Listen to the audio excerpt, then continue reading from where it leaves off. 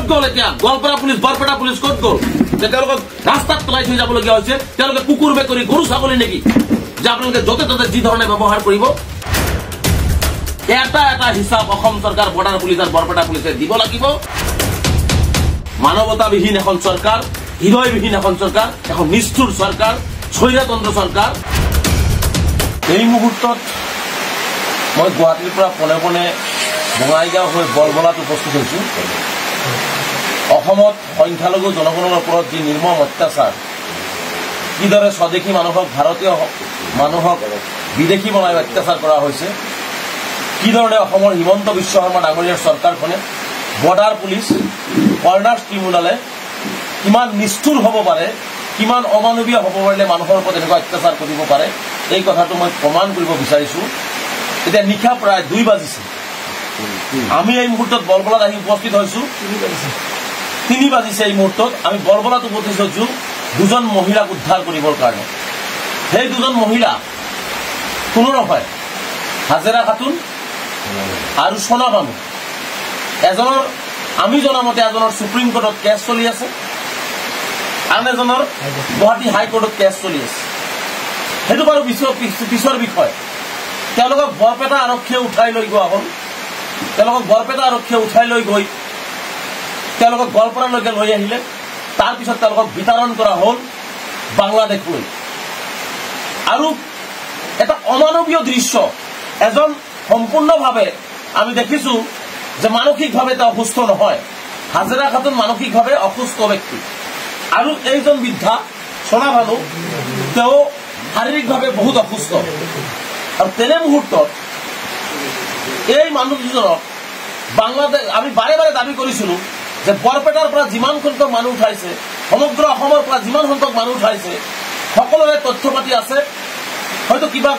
সৰু সুৰা ভুল থাকিব পাৰে স্বাভাৱিক কথা কিন্তু বৰ্ডাৰ পুলিচ আৰু কৰ্ণাৰ্ছ ট্ৰিবিউনালৰ ভুলৰ কাৰণে তেওঁলোকক বিদেশী এপ্লিকতে কেতিয়াবা বিদেশী সজাইছে কিন্তু পইচাৰ অভাৱত বহুতে হয়তো হাইকোৰ্ট বা সুপ্ৰিম কোৰ্ট যাব পৰা নাই কিন্তু দৰিদ্ৰ পৰিয়াল হোৱাৰ পিছতো তেওঁলোকে কিন্তু হাইকোৰ্ট আৰু সুপ্ৰিম কোৰ্টৰ দৰজাৰ পিনে তেওঁলোকে গতি কৰিছে তেওঁলোকে সুপ্ৰিম কোৰ্ট গৈছে হাইকোৰ্ট গৈছে কিমান নিষ্ঠুৰ অসম আৰক্ষী কিমান নিষ্ঠুৰ অসম চৰকাৰ অসমৰ মানুহে ভাৰতবৰ্ষৰ মানুহে এইটো ভবা উচিত এই বৰষুণৰ মাজত দবাপিটা বৰষুণ চলি আছে নিশা 10 বজাত যি সময়ত তেওঁলোকক বৰ্ডাৰৰ পৰা ঘূৰাই আনিছে তেওঁলোকক বাংলাদেশ বিতৰণ কৰিব পৰা নাই কাৰণ তেওঁলোকে ভাৰতীয় নাগৰিক বাৰে বাৰে তেওঁলোকে কৈছে ভাৰতীয় নাগৰিক বৰপেটাৰ বাসিন্দা যেতিয়া বাংলাদেশত তেওঁলোকক বিতৰণ কৰিব পৰা নাই তেওঁলোকক উভতাই অনা হৈছে উভতাই আনি নিষ্ঠুৰভাৱে মানুহে মানুহক এনেকুৱা ধৰণৰ ব্যৱহাৰ নকৰে হিমন্ত বিশ্ব শৰ্মা ডাঙৰীয়া আপোনাক আমি দেখুৱাব বিচাৰিছোঁ অসমৰ ৰাইজক আমি দেখুৱাব বিচাৰিছোঁ যে বলবলা বজাৰৰ আগত তেওঁলোকক ৰাস্তাত পেলাই থৈ যোৱা হ'ল বলবলা বজাৰৰ আগত গোৱালপাৰা জিলাৰ বৰপেটাৰ মানুহ এই দুজন এজন মানসিকভাৱে বিকাৰগ্ৰস্ত এজন শাৰীৰিকভাৱে অসুস্থ এই দুজন মানুহক বলবলা ৰাস্তাত পেলাই থৈ যোৱা হ'ল দাঁতিকাষৰীয়া মানুহে তেওঁলোকক উদ্ধাৰ কৰি আনি তেওঁলোকক সুধিছে ঘৰ ক'ত বৰপেটাত আৰু তেতিয়াই আমাক খবৰ দিয়া হ'ল যে এই মানুহখিনি বৰপেটা জিলাৰ হয় আৰু তেতিয়া আমি পৰিয়ালৰ লগত সকলৰ লগত যোগাযোগ হ'ল আৰু আমি আহি এই অসহায় পৰিয়ালৰ প্ৰতিজন ভাৰতীয় ইয়াত পুত্ৰ ভাৰতীয় হিচাপে আমাৰ লগত আহিছে এখতৰ ভাতৃ ভাৰতীয় হিচাপে আমাৰ লগত আহিছে এখতৰ পুত্ৰ ভাৰতীয় হিচাপে পৰিয়ালৰ সকলো ভাৰতীয় তাৰ পিছতো অমানৱীয় অত্যাচাৰ কৰি কৰ্ণাৰ্ছ ট্ৰিবিউনাল আৰু বৰ্ডাৰ পুলিচে তেওঁলোকক বিদেশী সজোৱাৰ চেষ্টা কৰিছে গতিকে এতিয়া অসম চৰকাৰে কিমান সততাৰে আৰু সত্যতাৰে কাম কৰিছে এইটো জ্বলন্ত উদাহৰণ নিশা 3 বজাত মই দিবলৈ চেষ্টা কৰিছোঁ অসমবাসী ৰাইজক গতিকে মুখ্যমন্ত্ৰী ডাঙৰীয়াক আমি স্পষ্টভাৱে জনাব বিচাৰিছোঁ আপুনি যি ধৰণে ভাৰতীয় নাগৰিকক অন্যায়ভাৱে বৰ্ডাৰ পিলে ঠেলি দিব বিচাৰিছে প্ৰত্যেকজন মানুহক যিটো আপুনি ঘূৰাই আনিছে যদি অসমৰ মাটিত তেওঁলোকে পদাৰ্পণ কৰিছে সসন্মানে তেওঁলোকৰ ঘৰত ঘূৰাই দিবৰ কাৰণে আমি স্পষ্টভাৱে আপোনাক আহ্বান জনাইছোঁ তেওঁলোকক ঘূৰাই দি তেওঁলোকৰ পৰিয়ালক ঘূৰাই দিয়াৰ সাহস কিয় গোটাব পৰা নাই তেওঁলোকৰ পৰিয়ালক অসম চৰকাৰৰ বৰ্ডাৰ পুলিচ ক'ত গ'ল এতিয়া গোৱালপাৰা পুলিচ বৰপেটা পুলিচ ক'ত গ'ল যে তেওঁলোকক ৰাস্তাত পেলাই থৈ যাবলগীয়া হৈছে তেওঁলোকে কুকুৰ বেকৰি গৰু ছাগলী নেকি যে আপোনালোকে য'তে ত'তে যি ধৰণে ব্যৱহাৰ কৰিব আপনাৰ যেনেকৈ এবাৰ ধৰিব, এবাৰ ডিটেনশ্যন কেম্পত লৈ যাব, এবাৰ ধৰিব আপুনি বাংলাদেশ বৰ্ডাৰ পাৰ কৰিবলৈ চেষ্টা কৰিব, আকৌ যেতিয়া বাংলাদেশে তেওঁলোকক লোৱা নাই, তেওঁলোকে ভাৰতীয় নাগৰিক, গতিকে তেওঁলোকে BSF যেতিয়া ভাৰতীয় নাগৰিক হিচাপে তেওঁলোকক ঘূৰাই লৈছে, তাৰপিছত আকৌ আপুনি ৰাস্তাত পেলাই থৈ যাব, তেওঁলোকে জাবৰ নহয়, ডাষ্টবিন নহয়। মাননীয় মুখ্যমন্ত্ৰী ডাঙৰীয়া আপুনি জনা উচিত, অসম চৰকাৰে জনা উচিত। গতিকে মই বৰপেটা জিলা প্ৰশাসনক, গোৱালপাৰা প্ৰশাসনক, আৰক্ষী প্ৰশাসনক আমি এই ক্ষেত্ৰত ধিক্কাৰ দিছো যে মানুহক ধৰি লৈ যোৱা হৈছে, ঘৰৰ পৰা ৰাতি শুৱা পাটিৰ পৰা উঠাই লৈ যোৱা মানুহক দবা পিটা বৰষুণৰ মাজত বলবলা বজাৰৰ কাষত এৰি দি যোৱাটো। গতিকে আমি এইটো কোনো পদ্ধতিতে সহ্য নকৰো। স্পষ্টভাৱে অসমবাসী ৰাইজক আমাক বহুতে ক'ব বিচাৰে যে আমি বিদেশী ৰক্ষক। আমি কোনো বিদেশী ৰক্ষক নহয়, এনেকুৱা ধৰণৰ স্বদেশী ভাৰতীয় অসহায় মানুহৰ ৰক্ষক হিচাপে আমি থিয় হৈছো। আৰু এইসকল ভাৰতীয় নাগৰিকৰ পক্ষত হাজাৰবাৰ আমাক কোনোবাই বিদেশী ৰক্ষক বুলি ক'লেও আমি থিয় হ'ম, যাৰ কাৰণে ৰাত 3 বজাতে ইয়াত উপস্থিত হৈছো। গতিকে অসমবাসী ৰাইজক সত্যতাটো আমি দেখুৱাবৰ কাৰণে চেষ্টা কৰিছো, সত্যতাটো আমি দেখুৱাইছো যে এইটো এটা বাস্তৱ সত্য যে কিমান নিৰ্দয়ভাৱে, কিমান নিষ্ঠুৰভাৱে, কিমান হৃদয়হীনভাৱে এই চৰকাৰখন হৃদয়হীন, তেওঁলোকৰ যে হৃদয় নাই এইটো স্পষ্ট এইকাৰণে হৈছে যে এইজন মানুহ সম্পূৰ্ণভাৱে মানসিকভাৱে বিকাৰগ্ৰস্ত, ভালকে কথা ক'ব নোৱাৰে। আৰু এইজন মানুহক এনেকুৱা ধৰণে ধৰি বান্ধি এবাৰ ডিটেনশ্যন কেম্প, এবাৰ বৰ্ডাৰ, বাংলাদেশ বৰ্ডাৰ, তেওঁলোকৰ আৰু তেওঁলোকক অত্যাচাৰ কৰা হৈছে। আমি আৰু 2-এটা ভিডিঅ'ত দেখিছো যে বিভিন্ন জনক তেওঁলোকক অত্যাচাৰ কৰিছে, তেওঁলোকৰ ধৰণৰ অত্যাচাৰ সন্মুখীন হৈছে। গতিকে আমি তীব্ৰভাৱে নিন্দা কৰিছো, গৰিহণা দিছো। আৰু অসমবাসী ৰাইজক আমি ক'ব বিচাৰিছো যে এই ধৰণৰ অমানৱীয় অত্যাচাৰ তেওঁলোকৰ ওপৰত কৰা হৈছে। গতিকে আমি এই মানুহখিনিক উদ্ধাৰ কৰি আজি লৈ গৈ আছো। নিশ্চিতভাৱে আজি আমি সভা কৰিছো,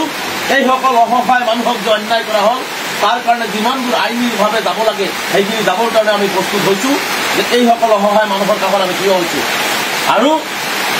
আমি অসমবাসী ৰাইজক এবাৰ চিত্ৰটো পুনৰবাৰ আমি দেখুৱাইছো যে এইসকল মানুহক বৰপেটা জিলাৰ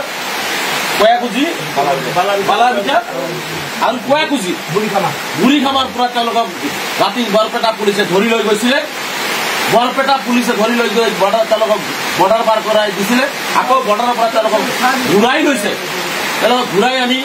তেওঁলোকক যদি ঘূৰাই অনা হৈছিল তেনেহ'লে তেওঁলোকক সন্মানে তেওঁলোকৰ পৰিয়ালৰ হাতত ঘূৰাই দিব লাগিছিল। কিন্তু এনেকুৱা ধৰণে ৰাস্তাত পেলাই দিয়া কথাটো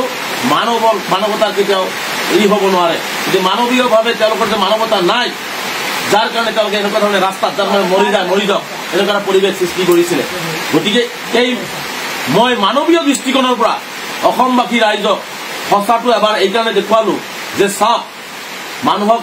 সন্দেহজনকভাৱে বহু কথাই ক'ব পাৰি, কিন্তু এইসকল মানুহক চৰকাৰেও কিন্তু বাংলাদেশ প্ৰেৰণ কৰিব পৰা নাই। কাৰণ এইসকল ভাৰতীয় নাগৰিক, হয়তো নামৰ ভুলৰ কাৰণে, তেওঁলোকৰ কিবা কাগজ পাতিৰ ভুলৰ কাৰণে তেওঁলোকৰ হয়তো কিবা অসুবিধা হৈছে, কিন্তু তেওঁলোকৰ 14 পুৰুষ ভাৰতীয় নিজৰ সতী সন্ততি, স্বামী, ভাই ব্ৰাদাৰ চব ভাৰতীয় হোৱাৰ পিছতো এইসকলক বিদেশীৰ নামত এনেকুৱা ধৰণৰ নিৰ্যাতন, চৰম নিৰ্যাতন, ইয়াৰ নিৰ্যাতন ভাৰতবৰ্ষৰ ইতিহাসত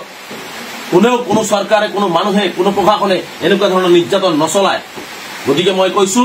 যে অসমবাসী ৰাইজ, বিশেষকৈ সংখ্যালঘু সমাজক মই সচেতন হ'বৰ কাৰণে আহ্বান জনাইছো। আৰু এই ক্ষেত্ৰত আপোনালোকে ওলাই আহক আৰু এনেকুৱা ধৰণৰ নিৰহী অসহায় মানুহৰ কাষত থিয় হৈ তেওঁলোকৰ সন্মুখৰ পৰা প্ৰতিবাদ কৰি তেওঁলোকক ন্যায্যতা প্ৰদান কৰাৰ কাৰণে মই আহ্বান জনাইছো। মই পুনৰবাৰ অসম চৰকাৰ, বৰ্ডাৰ পুলিচ, বৰপেটা পুলিচক তীব্ৰভাৱে মানে যিমান নিন্দা কৰিব তাতকৈও বেছি নিন্দা কৰিছো। আৰু যিসকল মানৱতাহীন পুলিচে তেওঁলোকক বলবলা বজাৰৰ কাষত দবা পিটা বৰষুণৰ মাজত নিশা 10 বজাত তেওঁলোকক এৰি দিলে, সেইসকলক আমি তীব্ৰভাৱে নিন্দা কৰিছো। আৰু কোনে পেলাই দিলে তাৰো জবাব আমি ইতিমধ্যে লোৱাৰ কাৰণে আমি সাজু হৈছো। তাৰো জবাব আমাক দিব লাগিব। আৰু এওঁলোকক শাৰীৰিকভাৱে প্ৰহাৰ কৰাইছে, ইয়াৰো জবাব আমি বিচাৰিম। কিয় তেওঁলোকক বৰপেটাৰ ঘৰৰ পৰা উঠোৱা হ'ল, কিয় তেওঁলোকক বৰ্ডাৰ পাৰ কৰাই থৈ আকৌ ঘূৰাই আনি এনেকৈ ৰাস্তাত পেলাই দিয়া হ'ল, এটা হিচাপ অসম চৰকাৰ, বৰ্ডাৰ পুলিচ আৰু বৰপেটা পুলিচে দিব লাগিব। তাৰ কাৰণে যিমান দূৰ সম্ভৱ গণতান্ত্ৰিকভাৱে আমি আমাৰ আইনগত আৰু ৰাজপথৰ আন্দোলন আমি সমান্তৰালভাৱে চলাই যাম। গতিকে মই পুনৰবাৰ কৈছো যে এনেকুৱা নিকৃষ্টতম, জঘন্য, নিষ্ঠুৰ কাম কোনো মানুহে কৰিব নোৱাৰে, এইখন চৰকাৰে কৰি আছে। মানৱতাবিহীন এখন চৰকাৰ, হৃদয়বিহীন এখন চৰকাৰ, এখন নিষ্ঠুৰ চৰকাৰ, স্বৈৰতন্ত্ৰ চৰকাৰ। আৰু যিসকলে আচলতে ক্ষমতাকে কেৱল ক্ষমতাকেন্দ্ৰিক হৈ থাকে, ক্ষমতাৰ লালসাত পৰি থাকে, এইসকল মানুহক এনেকুৱা ধৰণৰ অন্যায় কৰিব পাৰে। গতিকে মই আজি আকৌ কৈছো স্পষ্টভাৱে মুখ্যমন্ত্ৰী হিমন্ত বিশ্ব শৰ্মা ডাঙৰীয়াই যিমান মানুহক ধৰিছে পুলিচৰ জৰিয়তে, যিমান মানুহক তেওঁলোকে বাংলাদেশ গোটাবলৈ চেষ্টা কৰিছে, প্ৰতিজন নাগৰিকক আইনী সহায় দিয়া হওক, সম্পূৰ্ণভাৱে তেওঁলোকে ভাৰতীয় বুলি প্ৰমাণ কৰিব। কাৰণ তেওঁলোকৰ 14 গোষ্ঠী 14 পুৰুষ তেওঁলোকৰ ভাৰতীয়, তেওঁলোক কেতিয়াও বিদেশী হ'ব নোৱাৰে। গতিকে আমি স্পষ্টকে কৈছো যে আমি বিদেশীৰ পক্ষত নাই। 71ৰ পিছত অহাসকল হিন্দু হওক মুছলমানক পঠিয়াই দিয়ক, কিন্তু 71ৰ আগত এইসকল নিৰহীৰ কাগজ থকাৰ পিছত হাৰাশাস্তি কৰাটো আমি কোনো পদ্ধতিতে সহ্য নকৰো। গতিকে নিশা 3 বজাত মই অসমবাসী ৰাইজৰ জ্ঞাতাৰ্থে প্ৰকৃত ছবিটো বিদেশী খেদাৰ নামত 71ৰ আগৰ ভাৰতীয় নাগৰিকসকলৰ ওপৰত যি নৰক যন্ত্ৰণা চলাইছে চৰকাৰখনে, সেই চৰকাৰখনৰ মানে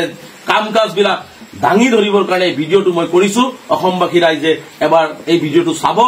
আৰু অসহায় মানুহখিনিৰ কাষত থিয় হ'বৰ কাৰণে মই আপোনালোকক সকলোকে আহ্বান জনাইছো।